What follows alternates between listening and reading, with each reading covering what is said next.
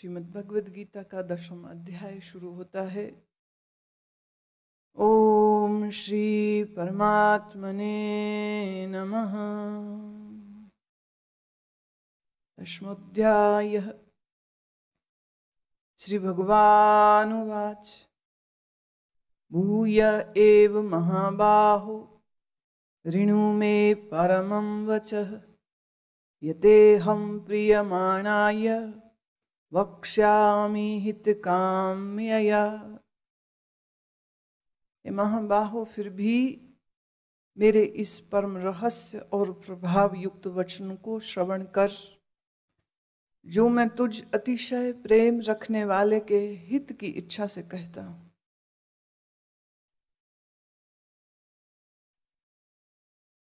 भूय मतलब फिर से। अरे हाँ, कृष्ण अर्जुन को एक नया नाम दे रहे हैं, महाबाहो। महाभुजाओं में बल है, जिसकी भुजाओं में बल है, महाबाहो। और सुन, ऋनु में परमं वचः, सुन, इन परम वचनों को सुन। यते हम प्रियमाणाय, यत माने जो कि, तू मेरा सबसे प्रिय है, तू मुझको अतिशय प्रेम करता है, और तेरे इस प्रेम भाव के कारण ही मैं तुम्हारे हित की इच्छा रखता हूं, इसलिए कहता हूं। पुनः इस बात को स्मरण रखें आप, गुरु के वचन उसी के लिए रामबाण का काम करेंगे जिनका प्रेम गुरु के प्रति अतिशय हो, निर्विघ्न हो, निसंदेह हो, पूर्ण समर्पण हो, पूर्ण प्रेम हो, तो ही गुरु के कहे उन परम वचनों का लाभ मिलता है। जिनके प्रेम में कमी है, जिनके समर्पण में कमी है, जिनके चित्त में आशंकाएं उठती हैं, जिनके चित्त संदेह से भरे हों, उनको इन वचनों का परम लाभ नहीं मिलता। उनके लिए बस इतना ही है कि शब्द की तरंग कान के पर्दे से टकरा के लौट आएगी, उनके हृदय तक पहुंचेगी ही नहीं।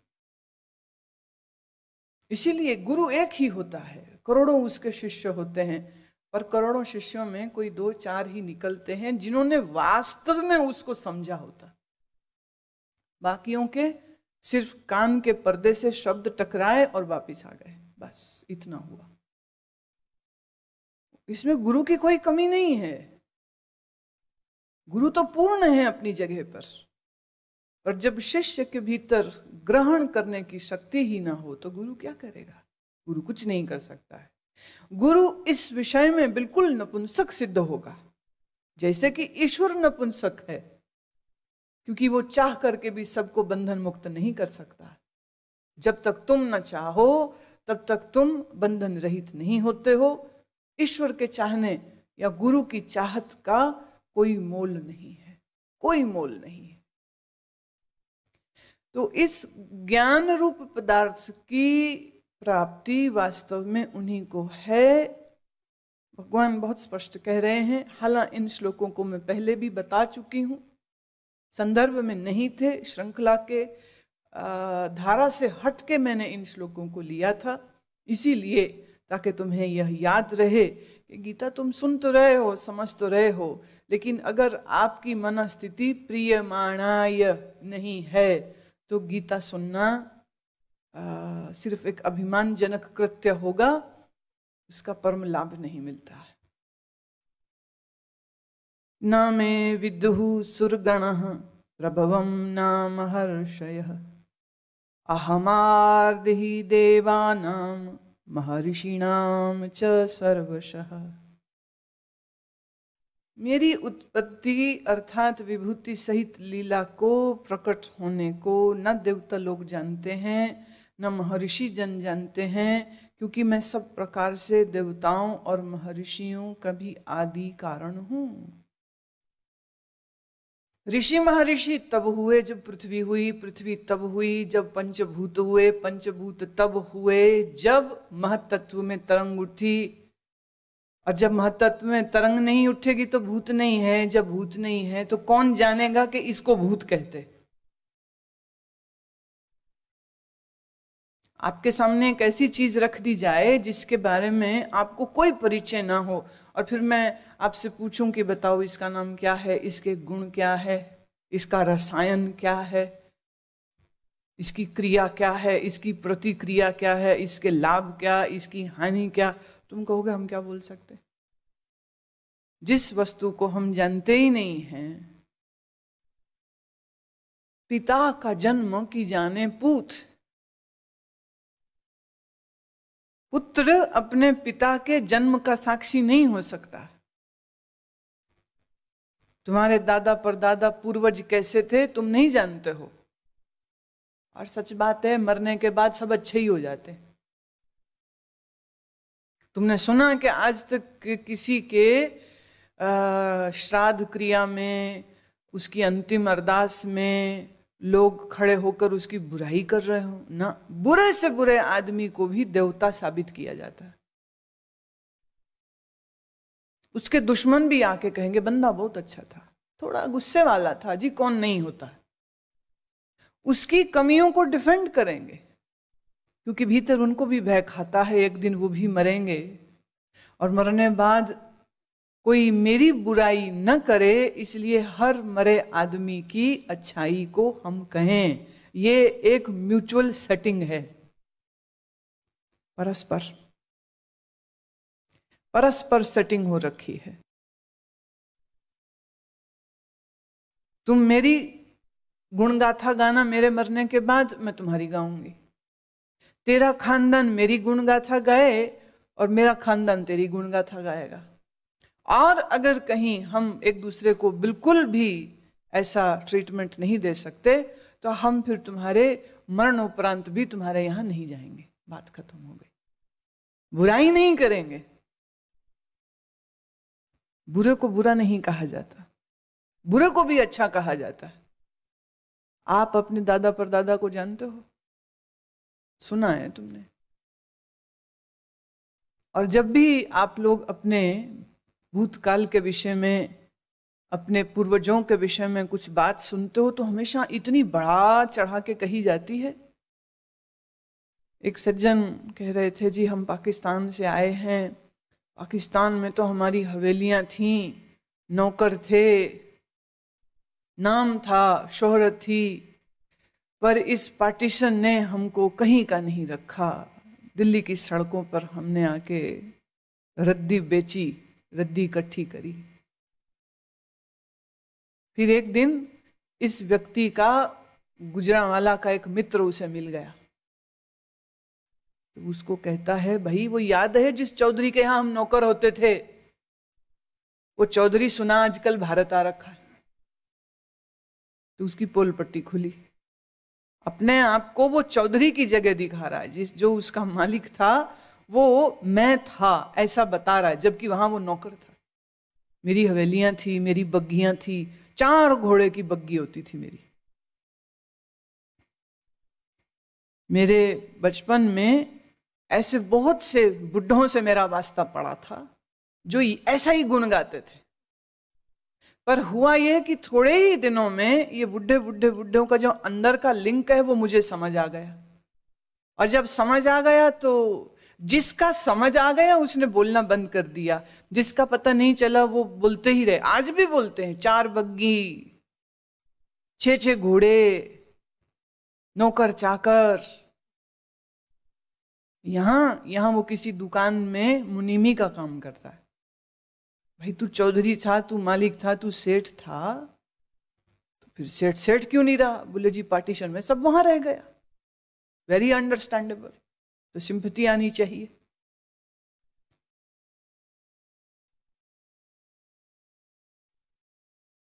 कोई इंसान ये नहीं कह सकता है कि उसने अपने दादा को पैदा होते देखा था।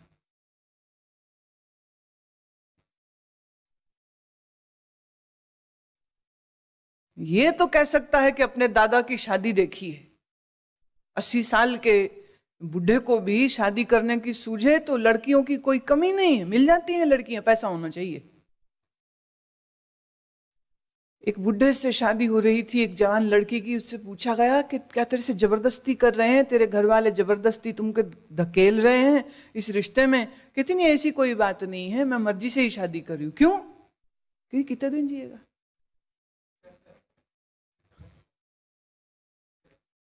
लेट्स बी प्रैक्टिकल, कितने दिन जिएगा ये? और मेरा एक यार है, हम लोगों की सेटिंग है, ये बुढ़ा मरेगा, सब मेरा होगा, मैं उससे फिर से शादी कर लूंगी, नो प्रॉब्लम। तो कहीं मजबूरी से, कहीं इच्छा से, और कहीं लड़कियों को खरीद लिया जाता है। खरीद लिया जाता है, 20,000 में, 40,000 में मिल जाती है।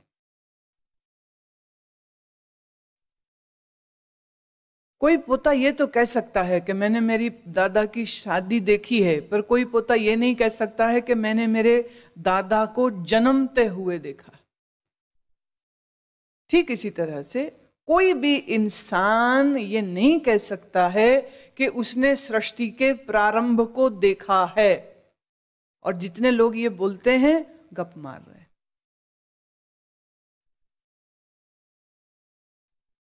जो सृष्टि के पैदाइश की प्रक्रिया हमारे ऋषियों ने दी है, उस प्रक्रिया को उन्होंने अपने शरीर, अपने मन, अपनी बुद्धि को समझते समझते समझते समझते समझते इस बात, इस निष्कर्ष तक पहुंचे कि मैं था, मैं हूं, मैं रहूंगा, और मेरे ही संग जुड़ा हुआ यह जो मन है, जब जब इस मन में तरंग उठती है, तब तब विचार उठते हैं, जब विचार उठते हैं, तब तब विचारों की सृष्टि खड़ी होती।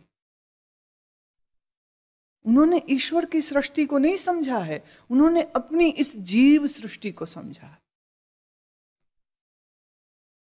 जागृत, स्वप्न, सुषुप्ति, तुरीय, 4 अवस्थाएं हैं।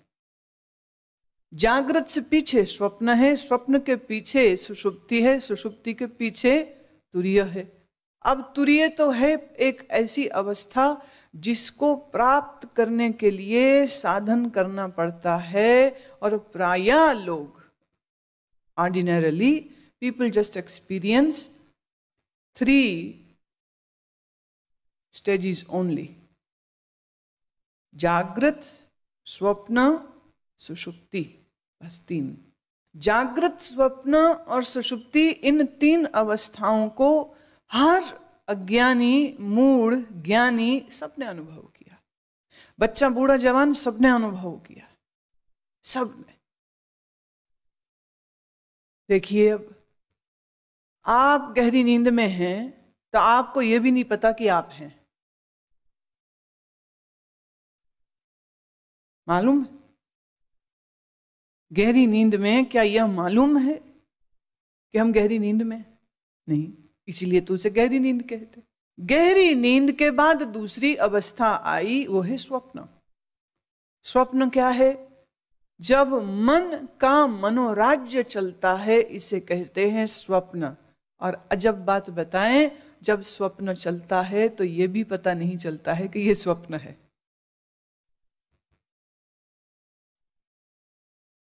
स्वप्न उस समय जागृत होती है, और जागृत क्या होती है यह स्वप्नावी पुरुष को पता ही नहीं।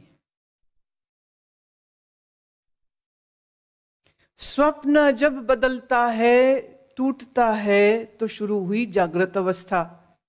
तो अब जागृत में याद करता है कि सपने में ये देखा, ये देखा, ये देखा, ये देखा, पर सुषुप्ति काल में क्या हुआ उसको उसका कुछ पता नहीं है, क्योंकि वहां पर मन सो गया था, वहां मन मौजूद नहीं था, वहां पर बुद्धि सो रही थी। सुषुप्ति में मन बुद्धि का कोई काम नहीं है, तो सुषुप्ति के बारे में कुछ नहीं पता।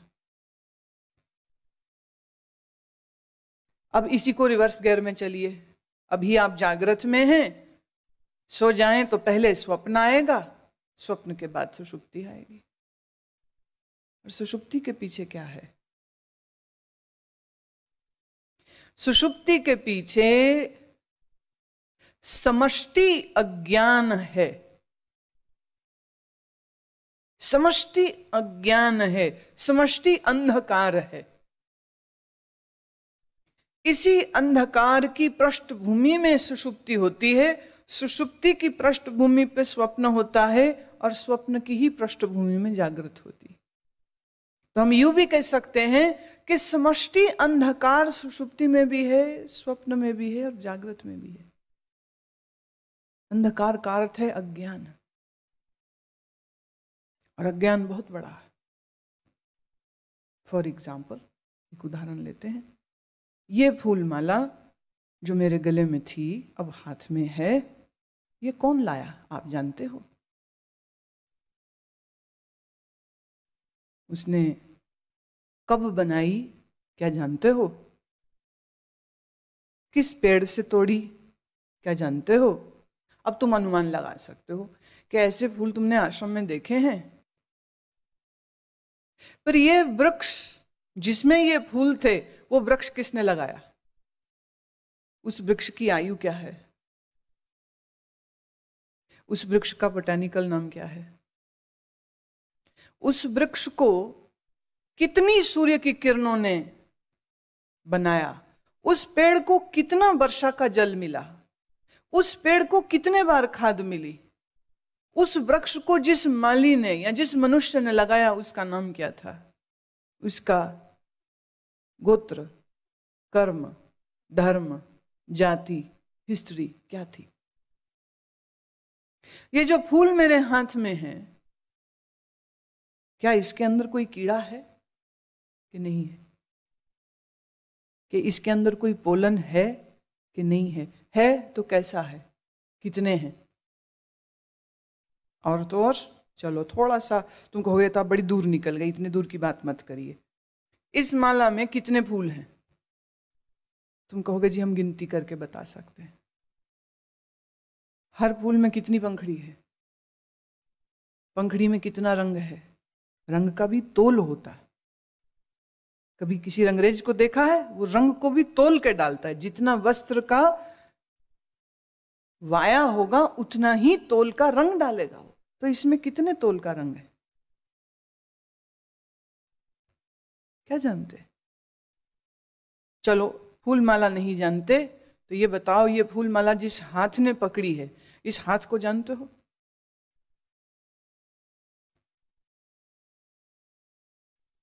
कितनी हड्डियां हैं, कितना रक्त है, कितना मांस, कितना मज्जा, कितने जीव कोश, कितने सेल्स, कितने एडिपोज, जानते हैं?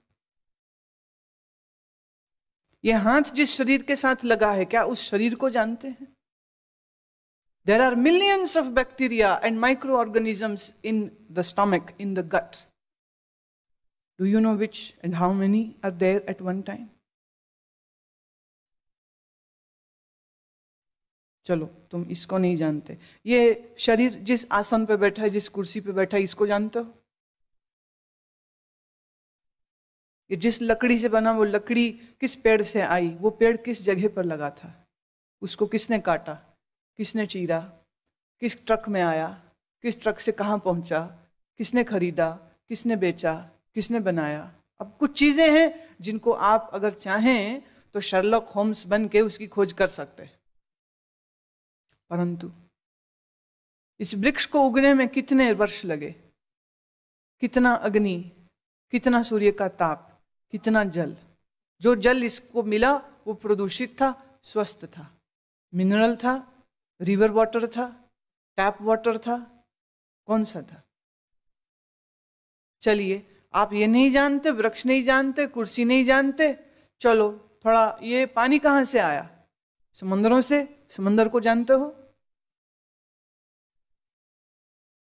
नदियों, ग्लेशियर से पानी वाष्पीकरण होकर के बादल बना, बादल को जानते हो?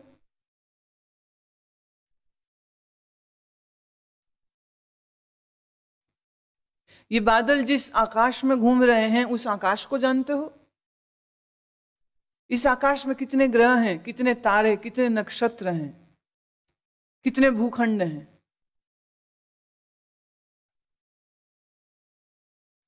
एक मापदंड कहता है 1,86,000 किलोमीटर प्रति सेकंड की गति से रोशनी चलती है, और वो रोशनी यहाँ पृथ्वी तक आई तो तुमने जब ऊपर उठाया मुंह तो तुमने कहा चल वो रहा तारा। उस तारे की रोशनी को जिसे तुमने देखा, जिस तारे को तुमने देखा, उस तारे की पहचान कब हुई? जब तुम्हें दिखा। उसकी रोशनी कब दिखी? और नजदीक से नजदीक जो तारे हैं इनकी रोशनी को पृथ्वी तक पहुंचने के लिए 4 वर्ष लगते हैं। 4 वर्ष कौन से? रोशनी जिस गति से चलती है उस गति के हिसाब से 4 वर्ष।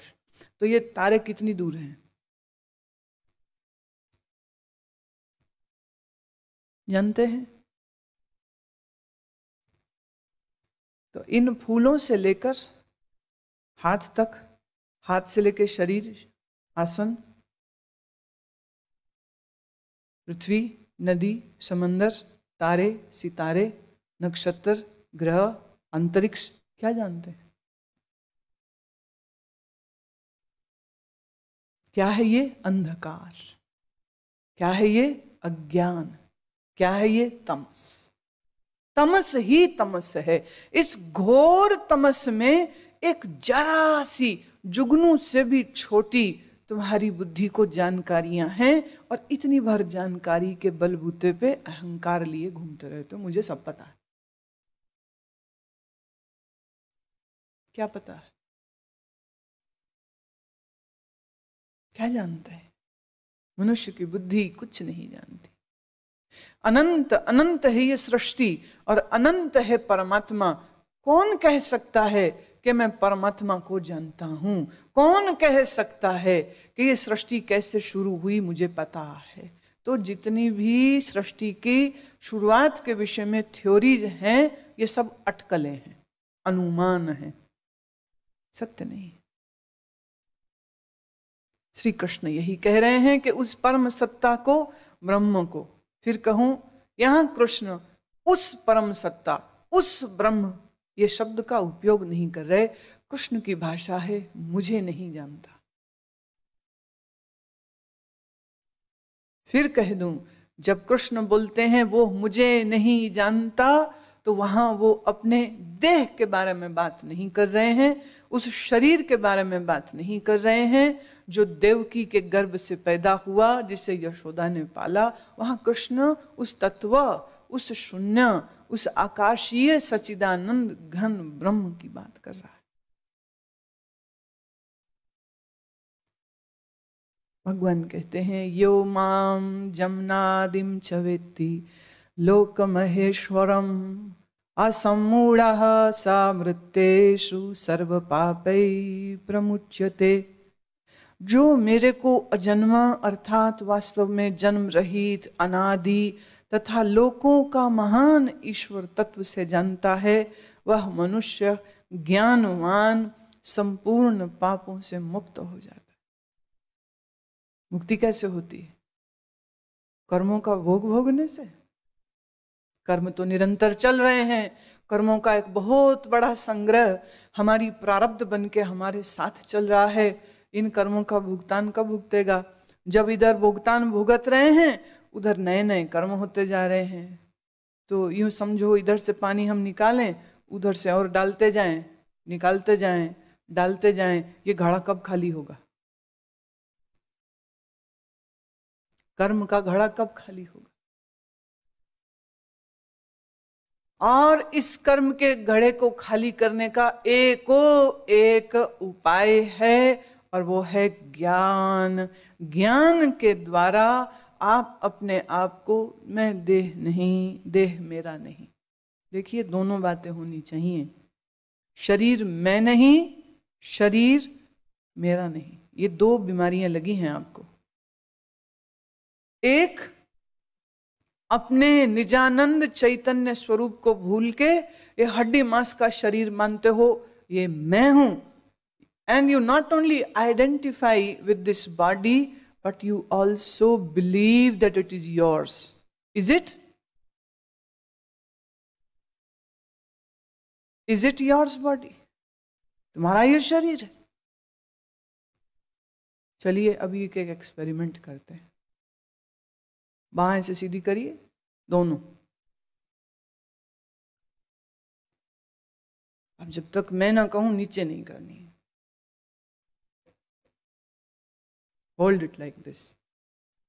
मेरी तरफ देख रहे हैं, पलक नहीं झपकनी है, ऑर्डर दे दीजिए अपनी आंखों को, पलके नहीं, खबरदार पलके झपकी तो जिसको पलक झपकेगी उसको 2 डंडे पड़ेंगे।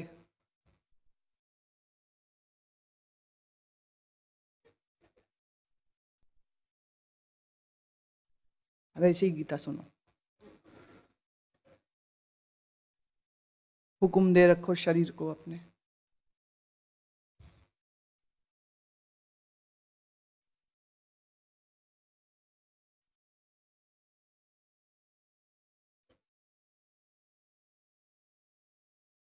स्कूल में बच्चों को यूं सजा देते हैं, गलत, यूं देनी चाहिए, यूं it is easy, this is more difficult,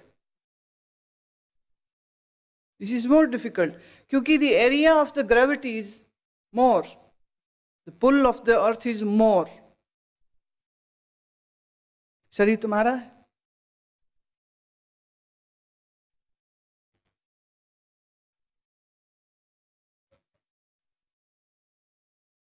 और कराएं experiment.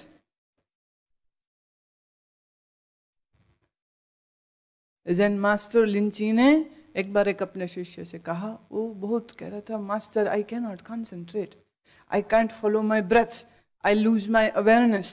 Master said okay, stand up and now crouch.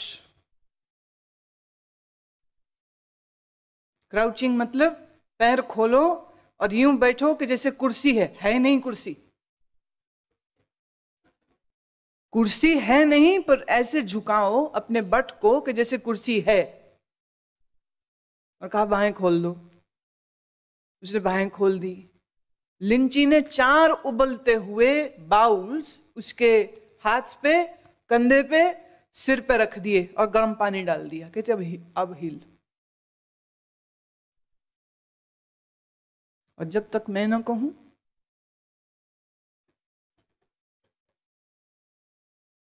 अब वो थोड़ी देर में उसके नितंब नीचे को लगे आने, हिप्स नीचे लगे आने, तो लिंची ने पैर धकेला, पैर से एक कील की पट्टी धकेल दी, इतने लंबे लंबे नुकीले कील, आजा नीचे। अब